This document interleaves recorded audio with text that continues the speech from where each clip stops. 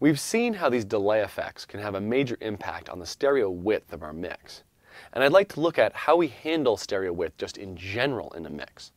The truth is, the most important stuff in your mix is really right up the middle. We end up with this column of really important elements. Usually, we have the kick drum right in the middle on the bottom. Above that will be your bass. Above that, your snare drum, and then your vocals, and above that might be your hi-hat. So we have this column of really important focal things right in the middle. And that's the central column of the mix and really what people are usually focusing on.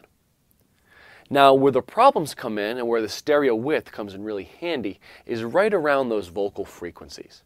In that range where you also have keyboards and guitars maybe. And if you have them also right in the middle, right where that vocal is, it can kind of get in the way of the vocal. In fact, you might want to look up the psychoacoustic term masking at some point, because it has a great impact on this exact topic. So what we tend to do is where there's a conflict, where in the middle of the mix you have the vocal but also have a guitar, we can make the secondary elements wide. And there's two ways we could do this. We could take a guitar, put it out to left, and maybe a keyboard part that's in the same frequency range off to the right. And that'll give us a nice stereo width of those two things out to the side, leaving the middle free for the vocal. Or, if we just have guitar, we can use one of these stereo width enhancing plugins, like a chorus, flanger, phaser, or kind of a long delay with good stereo presence, and put that on the device to push it out to the sides. Now you notice what's really important here is that there's a balance between left and right. We don't want to have a mix that's really heavy off to one side. We want to keep things nice and balanced. So if you're putting something off to the left, put something off to the right to balance it.